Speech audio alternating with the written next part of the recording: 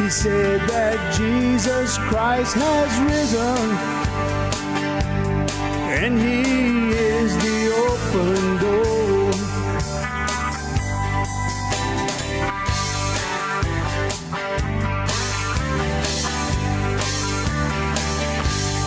Well, how you doing, everyone? Welcome to another episode of the Cajun Conservative, where we talk about life, we talk about liberty, and we talk about the pursuit of happiness. Hope you are having a good day wherever you are located. I know, look, it is raining here in the great state of Louisiana, and it's kind of doomy and gloomy, but hey, we're staying busy, and that's the good thing, ladies and gentlemen.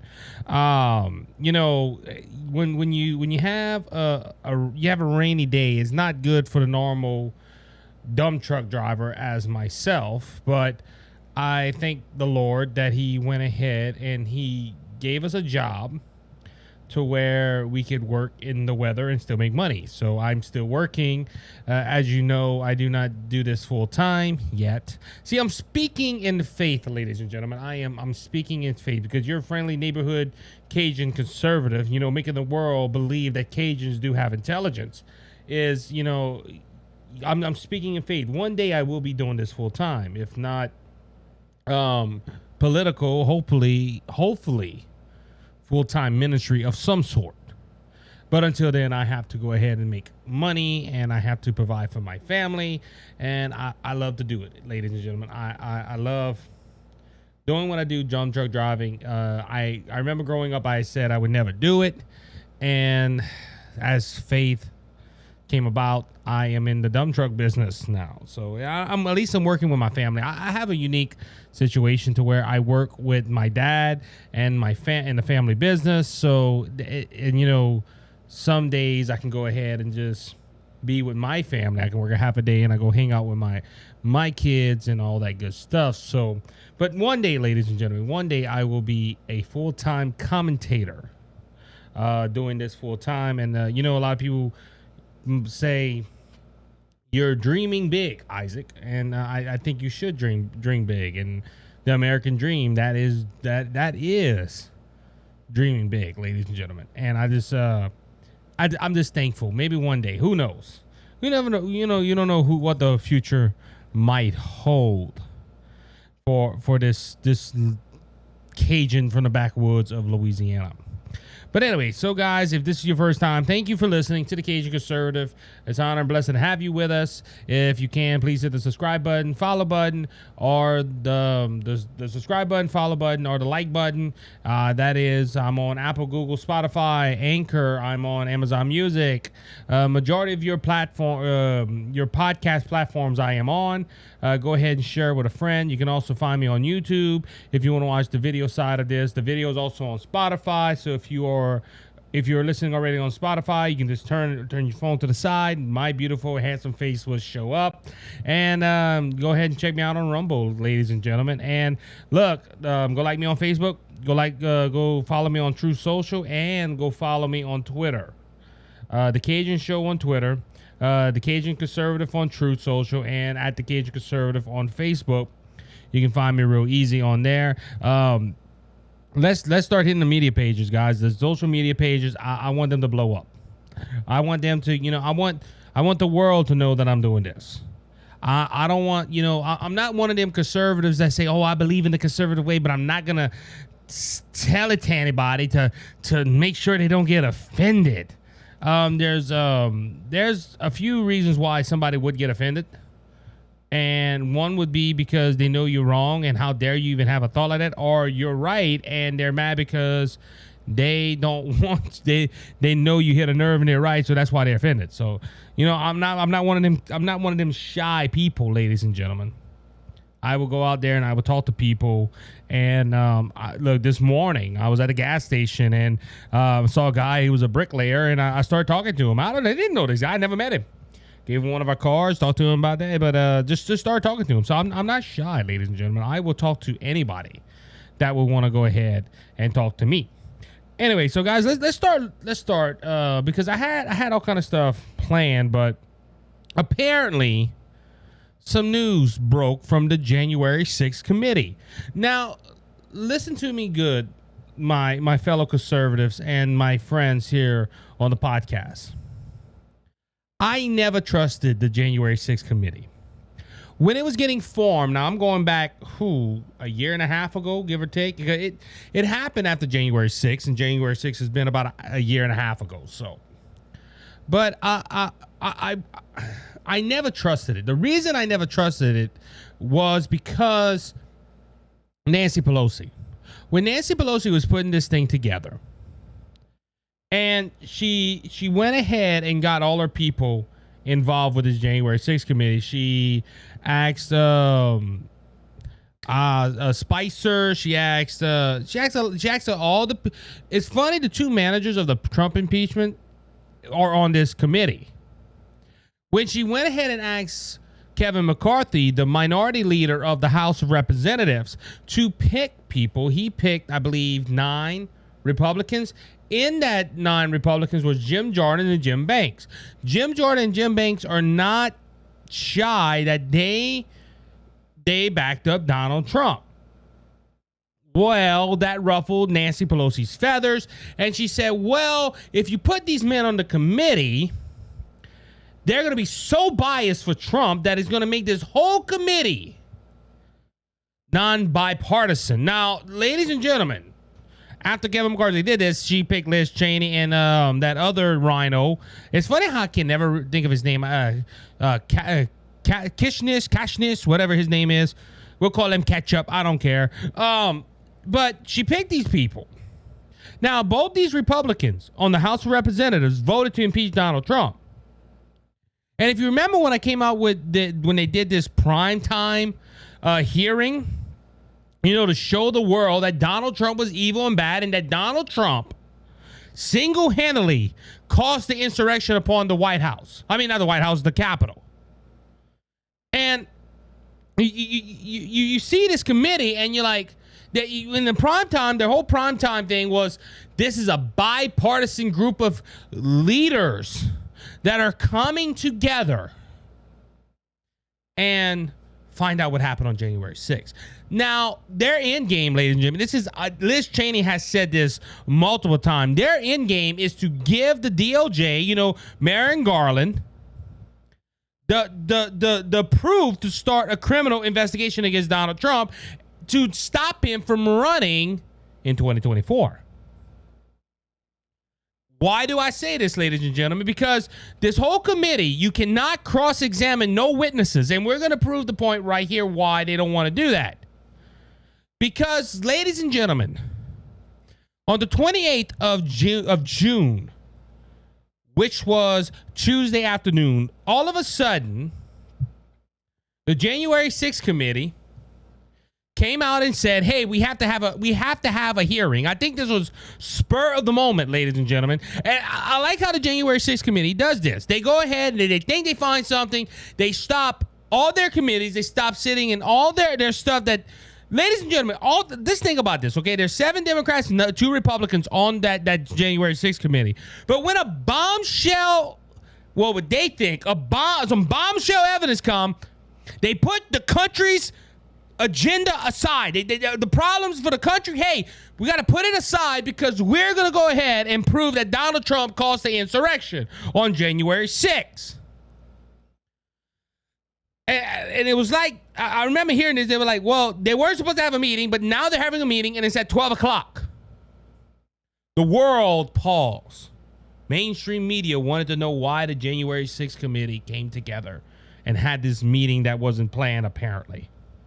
It was because of this, ladies and gentlemen. This is from the Daily Wire. Former White House aide levels explosive claims against Donald Trump during hearing. So they had this lady called Cassidy Hutchinson. She was a former White House aide to the Chief of Staff, Mark Meadows.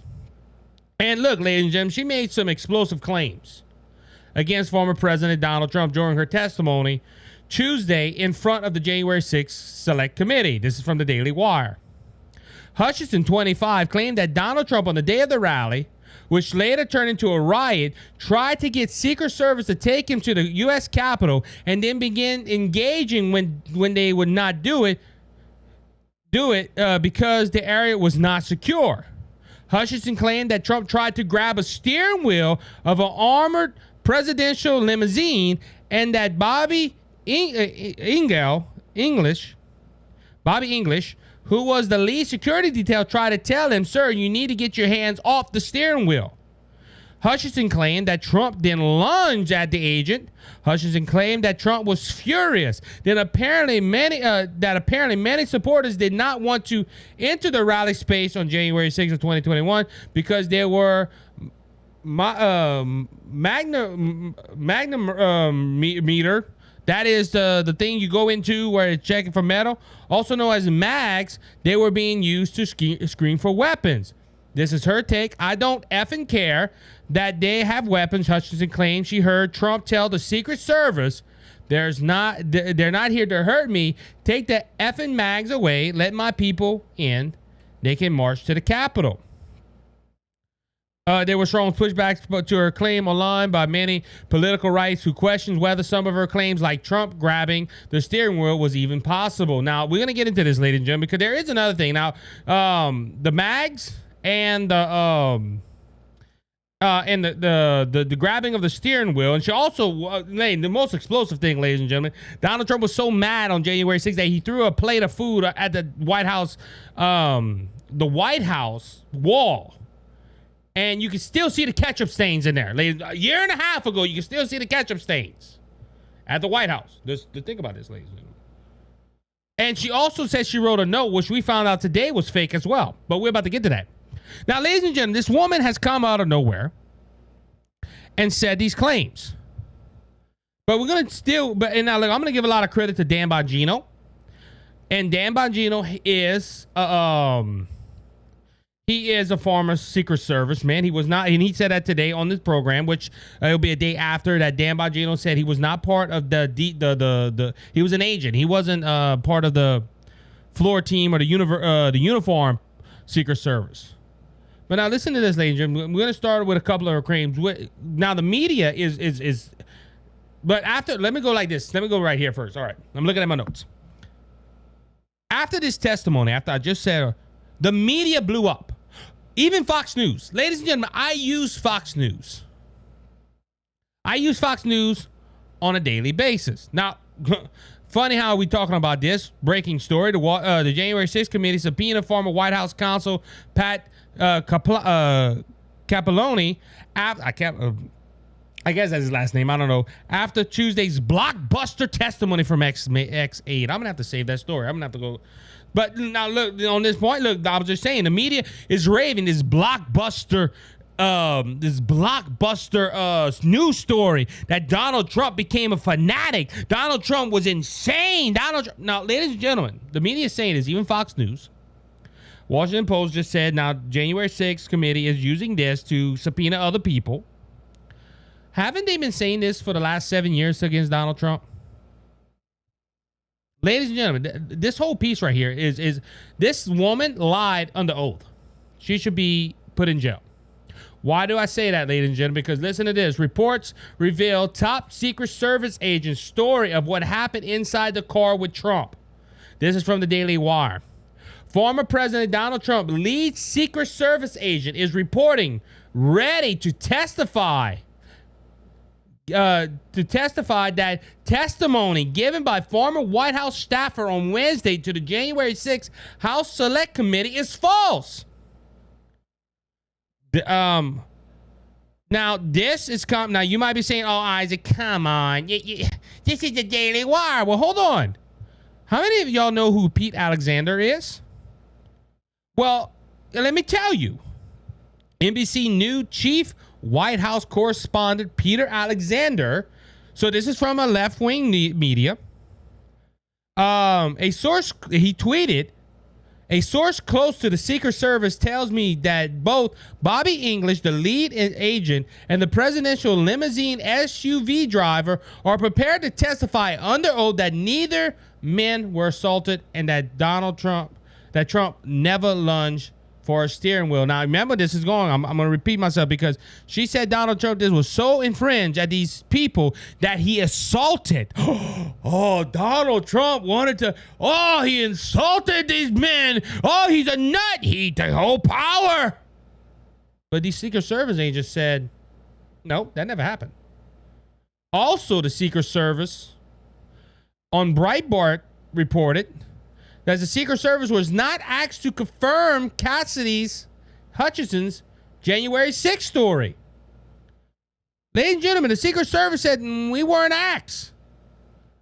So, ladies and gentlemen, the January 6th committee pulled this woman out of God knows where, had her stand on national TV, which nobody watches. Nobody watches this stuff, by the way, anyway, because they feel like me. This is illegitimate. This thing is illegitimate. The January 6th committee.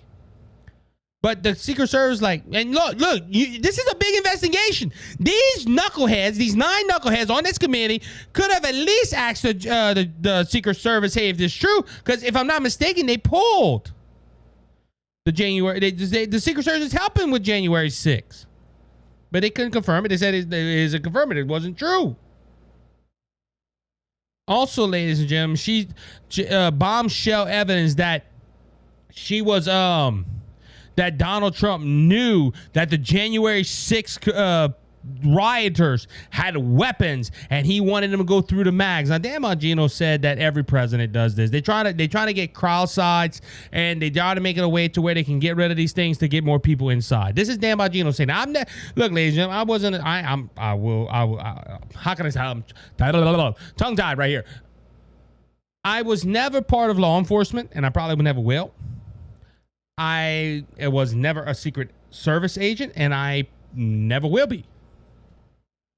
But, ladies and gentlemen, the Secret Service saying now this has been debunked. The note's been debunked. They had a note like where she said, "I wrote that note. I wrote that note." And someone said, "No, that wasn't her note. I wrote that." I think it was chief of staff that said, "No, I wrote that." Now, like I said, the whole January 6th, all of a sudden they're subpoenaing people. The media is praising this woman that this is some bombshell evidence against Donald Trump, which has been debunked. Everything she said has been debunked. Dan Bongino has a video, and I wish I had that video. I need to maybe go look for it, where it shows the limousine that Donald Trump was going on January 6th. Good Luck America, the Snapchat show, said that a timeline proved that Donald Trump lunged for that car door, or Donald Trump went ahead and look, I have a small amount of time. I'm trying to cram as much as I can, so please forgive me if I go back and forth. But her claim that Donald Trump was in there and he lunged that, first off, like Dan Bongino said, there's a guard between you and you're I don't know how many feet away. Good Luck America said that, they have a timeline that proves everything she said. I went and looked at the timeline. I got it. And all it says that Donald Trump wanted to walk with the protesters. Now, ladies and gentlemen, I understand what happened on January 6th was bad.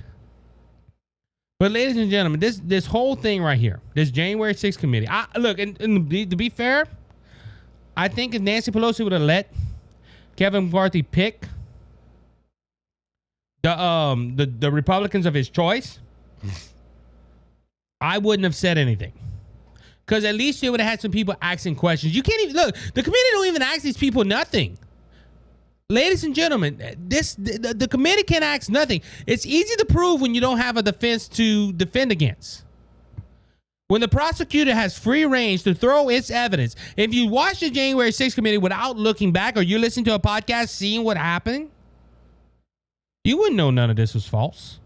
Because the media is hiding this Secret Service that they said, look, it's not true. Didn't you have those Secret Service? They said we will testify. Everything she said is not true. The note, you're not seeing that on the mainstream media. All you're seeing as the article that's broke at the time of this recording, the January 6th committee wants to ask another Trump personnel come and have an interview with them, or that this is bombshell evidence. And ladies and gentlemen, this is all a scheme. It's all a scheme to keep Donald Trump out of the White House. And this is going to go back to Liz Cheney, because Liz Cheney said it. I'm going to do everything in my power to make sure that Donald Trump does not get back into the Oval Office. Liz Cheney's words, not mine. I'll be right back after this short break.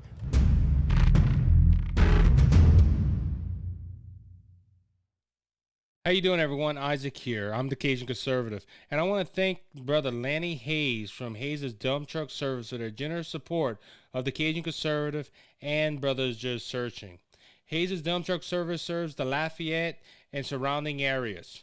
If you have any job that you need done, like cleanup or hauling material to your job site or your home, we haul limestone, we haul sand, we haul topsoil, any type of material you need. If you're in the Lafayette and surrounding areas, please call Brother Lanny Hayes at 337-852-8043. Remember, Hayes' Dump Truck Service, where Jesus is Lord of the company.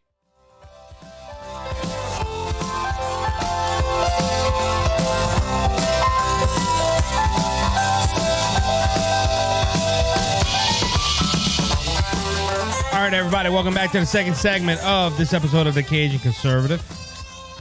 This isn't in my notes, but I feel I need to talk about this for a second. Why is the January 6th committee doing this? I said at the beginning, at the end of the last segment, Liz Cheney came out and said, this is public record, I will do everything in my power to make sure that Donald Trump will not enter into the White House. That sums this whole thing. It sums this whole thing up right here, ladies and gentlemen. Look, you can. I can go. Let me just say this. I could probably go on the air and say, I know a person that went to the Capitol that day, and they shook Donald Trump's hand, and Donald Trump whispered in their ear that y'all about to riot on the Capitol. I'm making an insurrection. I could say that, ladies and gentlemen, and I probably tomorrow, I will probably get a subpoena. Oh, Isaac, they're not doing that. Isaac, what do you mean? They're not doing that. Well, that's what they're doing right here, ladies and gentlemen. Because I didn't say this in the first segment, but Mrs. Hutchinson, all her stories are not hearsay. I mean, it's not first-person knowledge. The story of the steering wheel that Donald Trump lunged into the attack the Secret Service agents, to get the wheel to drive to the Capitol so you can jump out and go, hey, let's go and ram the Capitol. That was all told to her supposedly by the two Secret Service agents. This goes into another point. If the committee believes this woman, and this is blockbusting evidence against Donald Trump, why aren't they subpoenaing the two agents? Can we just get this from a first-hand take? No, because they already said we will go under oath, and we will say, nope, that wasn't true. Oh, no, that's false. Hey, this happened. This is supposedly happened to these two men, but we're not going to call them because we really don't need their evidence. But we're going to call someone else that maybe heard Mark Meadows talking to Donald Trump. Same thing with the MAG thing. She says, I heard Mark talk to Donald Trump, and he supposedly said something like this. Ladies and gentlemen, if this was done in a court of law, this woman would be laughed out of court. Because everything she's saying, it was either a person that told her, that heard it from their partner, that heard it from their partner of work or whatever. Now, ladies and gentlemen, and you know all this. I believe my audience is intelligent enough to know what I'm about to say is true. This is all a show, ladies and gentlemen. Look, the Democrats and the Republicans, well, mostly Democrats are saying how the democracy is dead, which we're not a democracy. We're a democratic republic. But, hey, I'm going to hold on. Republic, democratic, whatever, how you ever say it. But I'm going to say this. I'm going to use the Democrats' words. If the democracy is dying, or you said is dead, you're proving it with this committee. Because in the Constitution, this is why, ladies and gentlemen, this is an illegitimate court of law, and this isn't even a court of law, but this is them trying to prove Donald Trump did something. Because the Constitution states, I think it's the 6th Amendment, that you can go in front of a trial, you can go to a jury in front of your peers and have a trial where you have to have a defendant. I mean, you have to have a lawyer to defend you, or you can defend yourself. Ladies and gentlemen, this woman came up with hearsays all over the place. Already in the last 2 days that this has been going on, she has been debunked.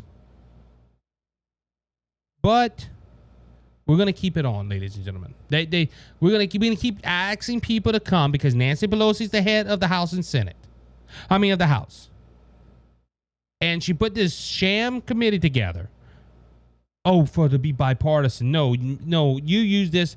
They're using this as a political advantage.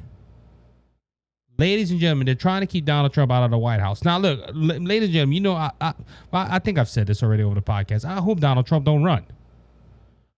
I really don't. There is an ongoing theory. I don't know if I believe it, but a lot of people believe Donald Trump isn't going to run. He's just trying to get all the heat on him, so whoever's running behind him can go ahead with a clear shot. I don't believe that. I think Donald Trump wants to win. I think Donald Trump will run. Will he win? Look, if the election was today, and this is from the Cajun Conservative, I'm just using this. If when the primaries come to Louisiana, I'm probably voting if they're both still in there, which they're looking like they will be. I'm not going to vote for Donald Trump in the primary. I will vote for him in the regular election, but to get the nomination for the Republican nominee, I'll probably vote for the DeSantis. I like DeSantis. But back to this, ladies and gentlemen, this is all to stop. Look, I can see the ads now. And look, I hate to say it, even Republicans are going to use this, ladies. Never Trump or Republicans that are going to run for president, because this is not going to be DeSantis and Donald Trump running. They're going to have a lot of other people running. And they're going to show these ads of Donald Trump. They're going to show, oh, the January 6th committee found this. Ladies and gentlemen, this is all for political. And that's what this is for. This is to stop Donald Trump. But ladies and gentlemen, they defined the Constitution with this committee to begin with. Now, this lady right here, if she was going to, then this was apparently a surprise or whatever. Imagine this. Well, let's say it like this. They probably had this plan, but they spurred it on the moment on the media to make sure this is bombshelling information. But imagine if Jim Banks and Jim Jordan was on that committee.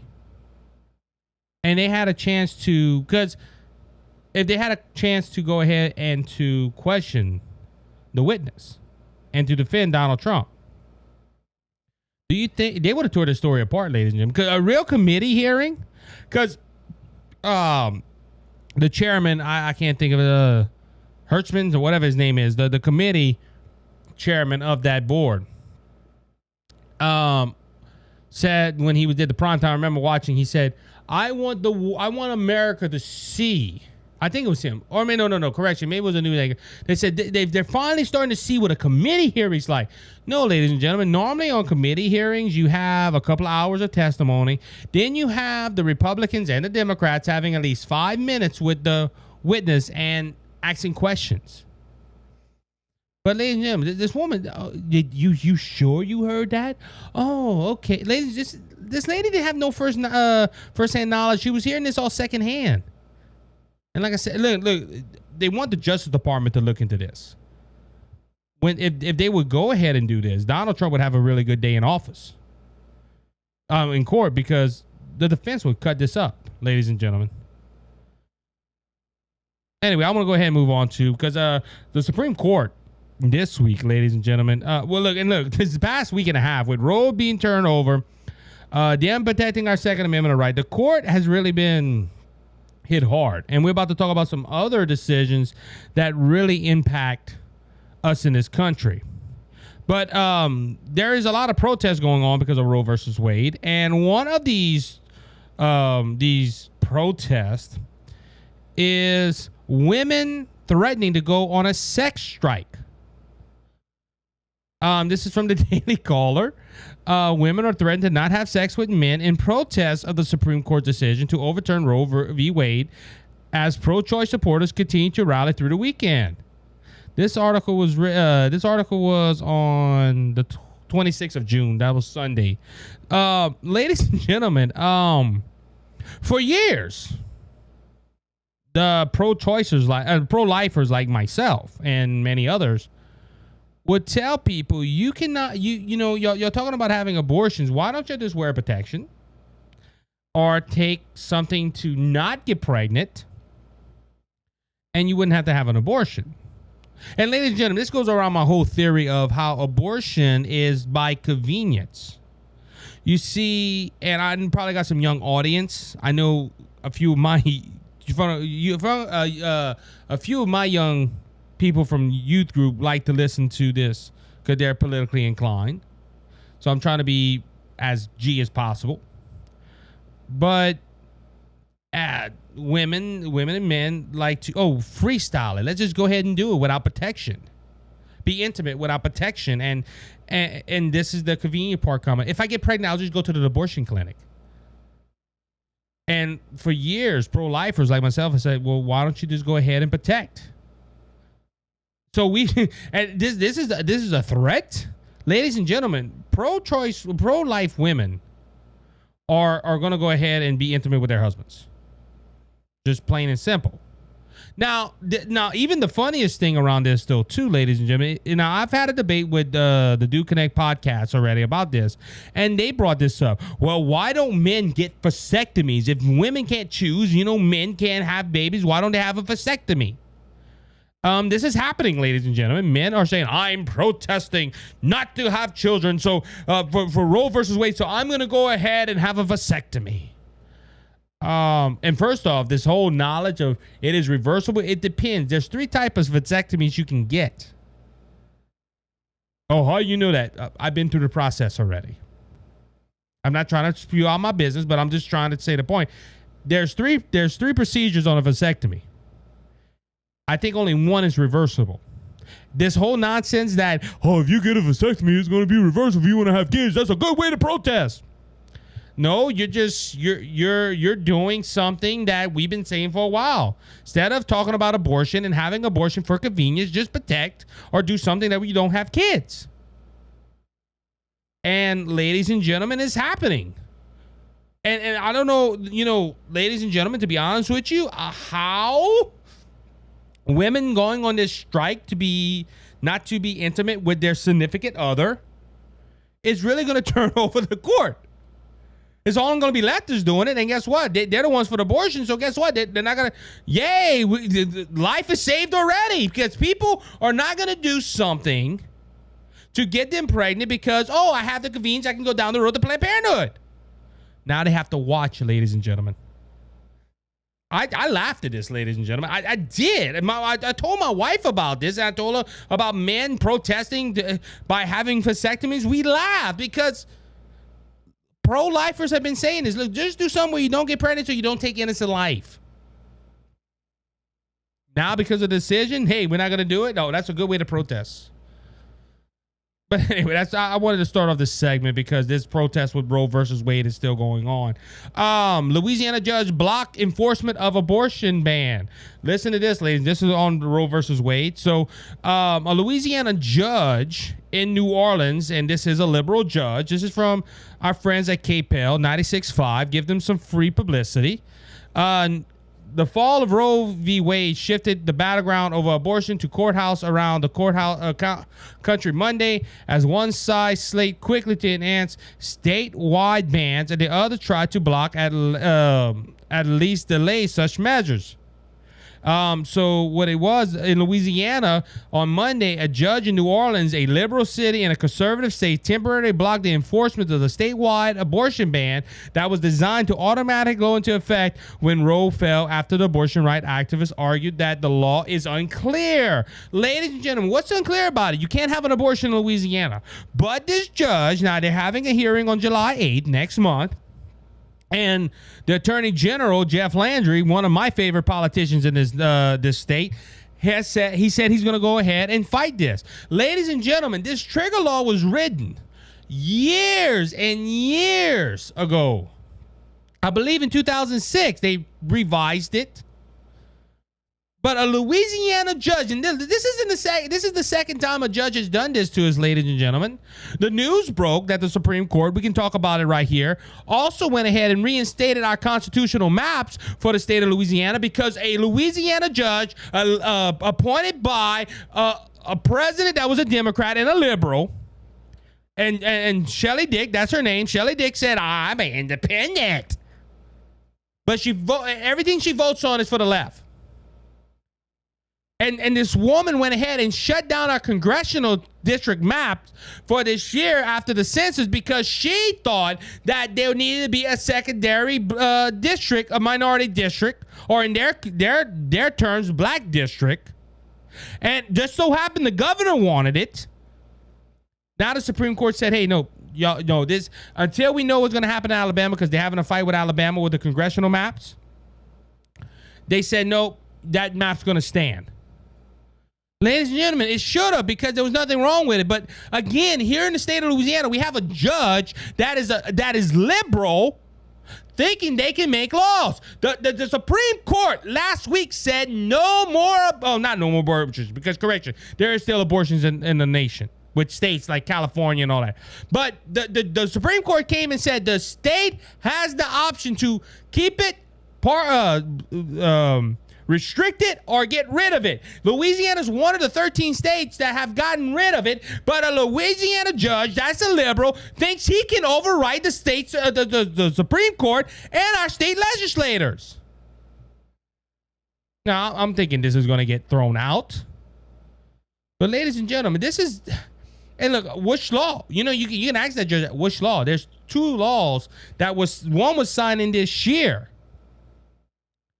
that is very similar to the Mississippi Dobbs law. The law that caused Roe v. Wade to leave.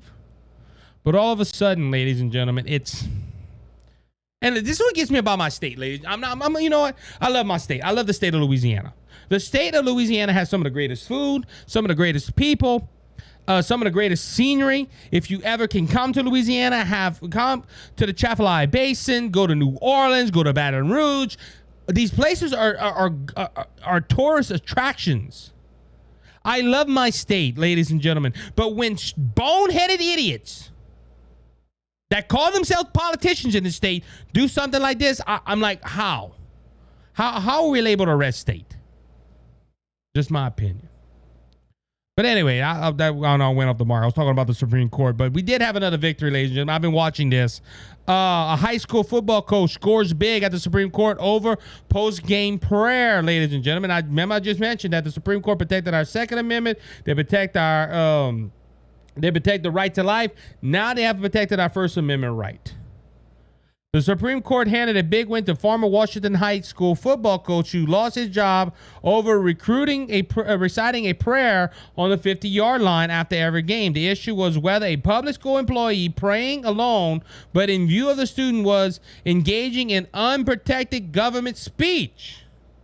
And if it is not government speech, does it still pose as a problem under the First Amendment clause?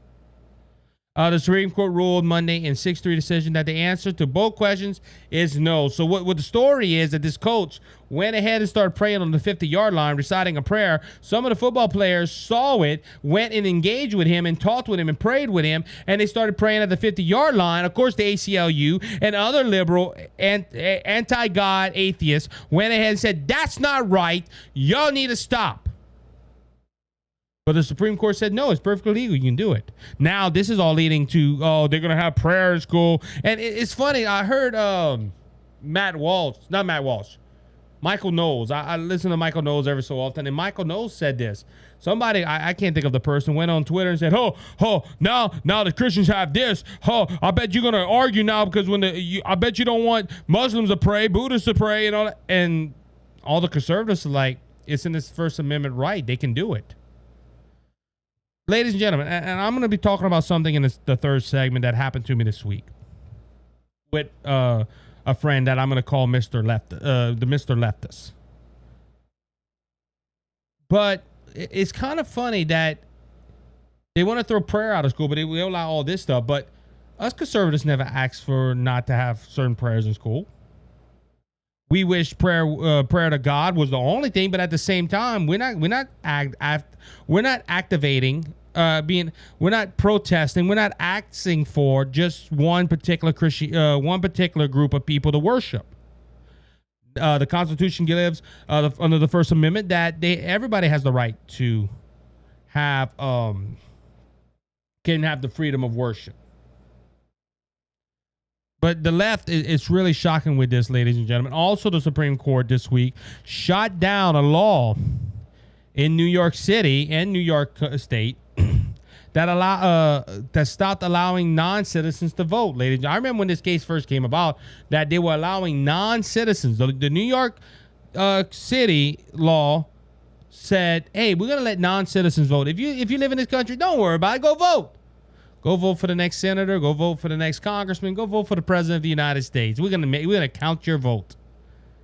Ladies and gentlemen, under the Constitution, you cannot do that. You got to be a citizen to vote in this country. You gotta, and I recommend. I like states like Louisiana. One good thing we do is ID laws, but that's for another debate. But ladies and gentlemen, look, our court. I'm very proud of the Supreme Court right now. Do they do everything correct? No, especially Judge Roberts. Brett Kavanaugh has a couple of decisions, but our court is holding up very well, ladies and gentlemen, and they are protecting the United States Constitution. And look, I never saw liberals cry as much since Donald Trump won the election. Literally, I'm serious. I seen a video of a woman literally screaming because Roe v. Wade and everything was turned around. It scared me. But I haven't seen liberals and Democrats cry this much since they lost in 2016. I'll be right back after this short break.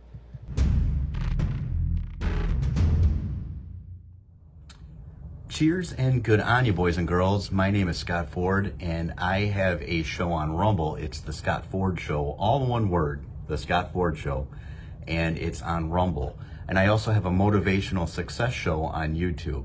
So go ahead and subscribe and ring that bell. That would mean a lot to me. Enjoy your life. Thank you, Isaac. God bless.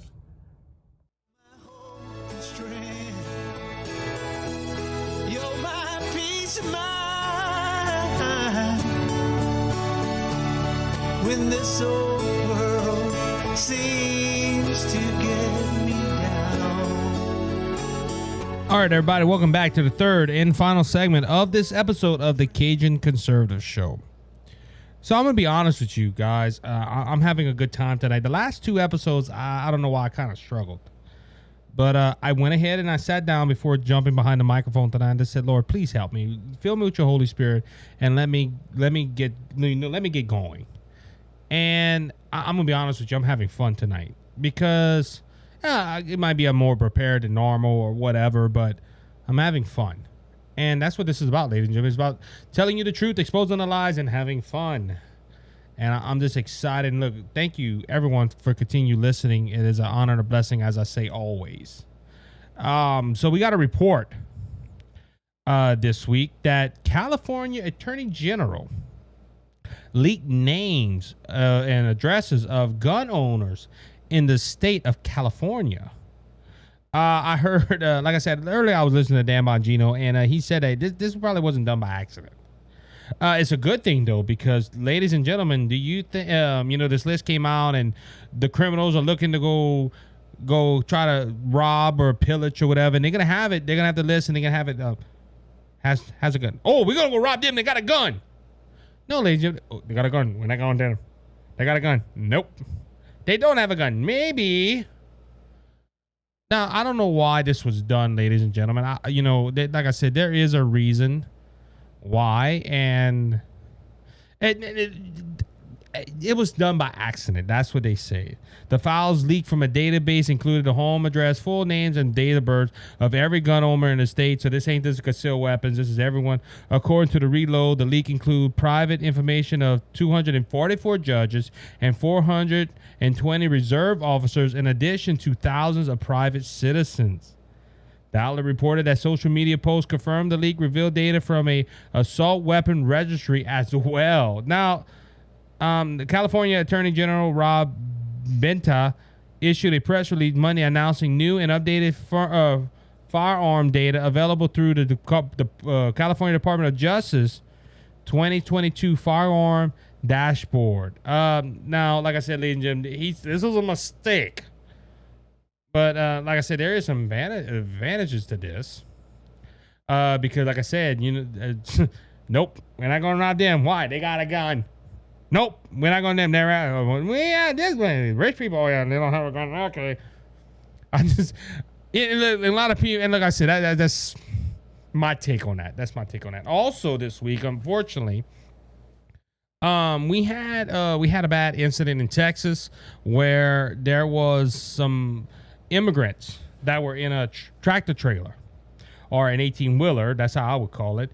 that died. I think it's up to, this article says 46, but it was been updated to like 50 people that died in San Antonio or near San Antonio. A couple of men have been arrested, and this, look, just a bad situation, ladies and gentlemen. I'm not for crossing over the border. I'm not for welcoming people, legal immigrants, and all that. But when you hear something like this, your heart breaks, because a lot of these people that were in this 18-wheeler were children. And look, I'd rather them get stopped at the border and get sent back to Mexico or staying in a facility than them dying like this. This is heartbreaking. Now this is why I'm bringing this up, because the White House rejects blame for deadly migrant smuggling event in Texas, says border is closed. The White House press secretary KJP, Karine Jean-Pierre, rejected criticisms from Republicans that the Biden administration is to blame for the human smuggling attempt that ended tragically in Monday in Texas, saying that the border is closed. The fact of the matter is the border is closed, which is part why you see people trying to make this dangerous journey using smuggling networks. 46 people at the time of this article was written died in the state of Texas. Their families are still learning. Their loved ones, they lost loved ones. We focus on them, on the fact, on holding the human smugglers who endangered vulnerable individuals for profit accountable. Jean-Pierre told reporters on Air Force One today, according to the Dallas Morning News. Now, why the criticism? Texas Greg Abbott tweeted Monday that those deaths are on Biden, but Jean-Pierre dismissed blame for the absolute horrific and heartbreaking event. Ladies and gentlemen, now, is Biden to blame for this particular event?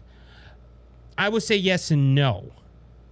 The event itself, no, that was the human smugglers. I don't know why. Apparently, according to reports that I have seen, that the cooling mechanism that was inside the 18-wheeler was broken, and the man didn't fix it, or the people didn't fix it. They use these people. They make it. A lot of these smugglers are making money off of this, and it's wrong. And now you ride to the issue. Well, how do we stop this? But ladies and gentlemen, you know why people are crossing over the border? Jane Perry said, "Oh, Biden isn't to blame. The border is closed." No, it's not, ladies and gentlemen. And I can prove it to you. The first day Biden was in office, he signed 17 executive orders. Majority of the executive orders is to open up the border or to ease up border crossings. That's why you got, I think, almost 2 million migrants coming over the border or walking towards the border. They have not crossed yet. That's why the media is closed. See, the media is going to quote this. "Oh, it's closed." She said, "Oh, it's closed." But the thing of it is, it's not. And that's why Greg Abbott is saying what he's saying. It's not because Greg Abbott is a Republican and Biden's a Democrat. It's true. It's just not because of party lines. It is true. We do have a crisis at the border. People are crossing over the border. You might say it's closed or it's illegal to cross into Mexico, but your policy is the same thing with the gas thing, ladies and gentlemen. Biden is telling oil companies, hey, and I had this in my notes a couple of weeks ago, hey, go ahead and drill. I'm telling you to drill. Let's ease it up on the American people. The next day, he closes leases to federal lands again. He revokes permits. So you're telling the oil companies to go ahead and drill, but you're going to take their access away. But he's not at fault for the high gas prices. I got a news article today, and it was from KPEL that said, and this is local. I follow local stories as well as national stories. But KPEL went ahead and wrote that. It was on the no, I didn't read. It was a radio. On the radio, they said that there's mail on the president's desk from big oil companies asking them to come visit their oil plants. And come visit domestic oil companies to see what's going on and to ask them how to ease up and how to bring gas prices down. You know, Biden never done that. You know where Biden's going in a couple of weeks? He's going to Saudi Arabia. Yeah, he's in Germany right now, I believe. Is it Germany? Somewhere for the G7 summit. But he's going to Saudi Arabia and talk to the king of Saudi Arabia to go ahead and to buy oil. Also, on since we're talking about oil, I know we're talking about border crisis and everything. I'm using this as an example. The G7, I saw an article today, I think from the Daily Caller, that said the G7 summit to ease up the country for energy, they didn't use greenhouse gases or they didn't use windmills. You know what they're pushing? Fossil fuels and coal. I think the whole world is saying this greenhouse crap ain't gonna work. But ladies and gentlemen, listen to this. Going back to the border, the White House is rejecting all blame, and in reality, they are to blame. I'm sorry. You can tell me till you blue in the face. It's not Biden's fault. I've been hearing a lot about that. Biden isn't the fault of the border, but he signed executive orders to ease it up, and he's been easing up ever since. The DHS secretary, Mnuchin, I think his name is Mnuchin, has been on Capitol Hill. I don't know how many times. I think he lives at Capitol Hill now because of all the stuff that's going on at the border. The White House isn't for the fault for the gas prices, even though that they went ahead and pushed policy, shut down Keystone Pipeline and shut down the Gulf of Mexico leases and all the other stuff. But they're not to blame. And there's other things that we can go to. But this incident right here is sad.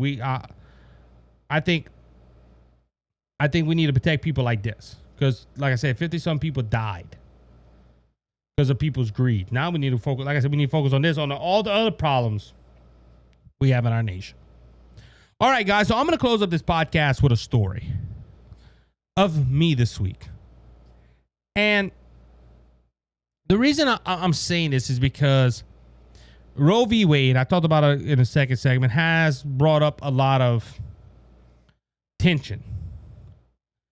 And a lot of questions have been rising from Roe v. Wade. One of them is that the reason the court did this, now all the documents, all the opinions that have come out, is that it was not on a religious basis.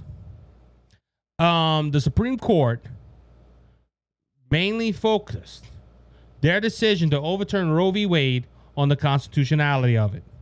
This whole constitutionality of overturning Roe v. Wade is because the Constitution, it doesn't, the abortion is not mentioned in the Constitution. It does not have no presumption of history before the 1930s. So the Constitution says that this issue should go back to the states. That's how this decision came about, ladies and gentlemen. As I'm about to say, none of the justices, as I told my friend, Mr. Leftist, that's what we're gonna call him tonight, because he is a friend of mine. I'm not gonna go ahead and deny people my friendship because of their political beliefs. I have a few Democrat friends that are leftists. But anyway, my friend went ahead and shared a video. But let me go and finish those. I lost train of thought for a second. But none of the justices said God told me to turn over Roe v. Wade. It was not based on religion. Now, as a religious person, well, I say religious, as a Christian, a follower of Jesus Christ, I'm happy that this decision had happened. I didn't think I would see it in my lifetime. I even predicted it wouldn't happen. But it did. And I'm happy for that because this is live. Life starts at conception. And no ifs and buts about it. Life starts at conception. But my friend, Mr. Leftist, went ahead and put a video up. And he wrote the status. Now, I'm not mentioning no names. I'm going to quote what this person said. This video sums it up. You can't make laws based on mythical fairy tale book. A mythical fairy tale book. There's a little something called the Constitution called separation of church and state. I'm going to stop right there, ladies and gentlemen, because he's false. First off, the Bible isn't a mythical fairy tale book. As I said, this decision was not based on the Bible whatsoever. It was based on the Constitution. And he said something. There's something in the Constitution called separation of church and state. Now, I want to ask all the fact checkers out there, if you're listening that's on Facebook, please fact check my friend here. The term separation of church and state is nowhere in the Constitution. Go look it up. It's nowhere. But he says this video sums it up, and that this law, and now first off, he says you can't make laws. He's talking about the Supreme Court. The Supreme Court did not make a law. The Supreme Court cannot make no law. They're there to examine the law and to make sure it's constitution. That's on every law. You can and the Supreme Court just can't think one day, hey, we want to overturn Roe v. Wade, so we're going to pick up. We're gonna go ahead and talk about Roe v. Wade, and we're gonna overturn it. It's don't work like that. You got to go through a court process, like the head coach, like the gun laws that have been clarified. All this stuff, you got to go through the court cases, and the court got to look at it and make sure that it's good for they can go ahead and handle this case. So the courts can't just make, hey, we want to overturn Roe v. Wade. It don't work that way. But as I said, my fact checker friends out there on Facebook, can you fact check my friend here? Because nowhere in the Constitution does it call for separation of church and state. Now, they haven't done this. He has my buddy has posted this 5 days ago at the time of this recording. But he's still not fact checked.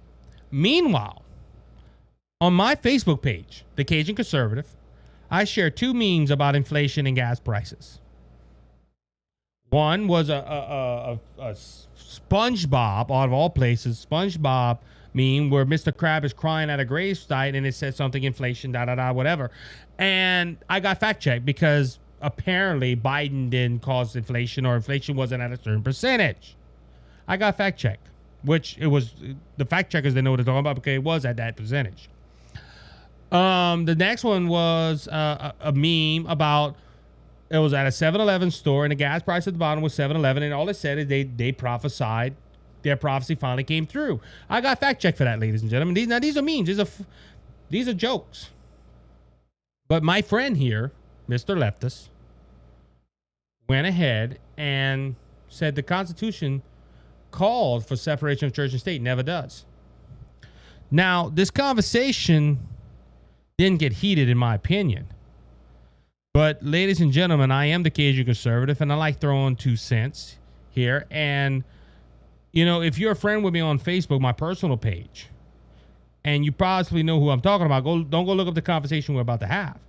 Because I had to screenshot these things because he deleted everything I said. But I went ahead, and this is my quote. If you look at the Constitution, the phrase separation of church and state is not in it. The phrase comes from a letter from Thomas Jefferson to Danbury Baptist Association, and it was written in 1802. Also, Roe wasn't overturned because of religious view. It was turned over because there isn't anything in the Constitution that supports it constitutionally, and that abortion laws should be left to the states. Should read the opinion of Justice Alito. The woman in the video has the right to still get an abortion if she wants, but she has to get it in a state that allows it. Now, ladies and gentlemen, what I said was correct. You have the left screaming right now that abortion is outlawed, and that's not true. California has it. Washington has it. New York has it. A lot of states have it. But my friend, Mr. Leftist, quoted me the First Amendment. Congress shall not make no law respecting an establishment of religion, the Bill of Rights, First Amendment, and the Constitution. He's right. He said, yes, the woman in the video can probably get an abortion. Can probably get it pretty easy, but the people needing an abortion, and he goes into low-income families. He goes, this opens the doors for a lot more than you think. You American-loving patriot realize, and Alito's a lion, whatever. So I went ahead, and now, ladies and gentlemen, I'm going to tell you this. These are the only 2 comments on that comment section, by the way. So I go ahead and I ask him, I say, I wish you would have read the full quote, which I did. I said, Congress shall not make no law respecting the establishment. And I go ahead and read the rest. Or prohibiting the free exercise thereof. See, he left that part out. Or abridging the freedom of speech, abandoning the freedom of speech of the press, or the right of the people, peacefully to assemble and to petition protest the government and for a reduce of grievance. Now, ladies and gentlemen, this right here is talking about that Congress should not make a state church. That's all this is about. And the reason the founding fathers did this, however, was that no one religion could rule over Like a lot of religions, the Muslim religion. You cannot go to a Muslim country and say, I am a Christian, I am a Catholic, I am a Mormon. You might get your head cut off. That's why the founding fathers said you have a freedom of religion. But my friend just couldn't get that. But he goes ahead and he breaks out. Now, we had a long conversation, and I don't have time to break it all down. But he's told me on one of the exchanges that us as Christians, what we want to do is we want to make a state law that forbids every other religion except Christianity. And I never heard a Christian say that, ladies and gentlemen. I never did. But this did bring up an interesting topic. I did have a conversation with him for a while until he stopped after I did the job very well of defending what I believed, and I know I did because he went ahead and deleted all my comments.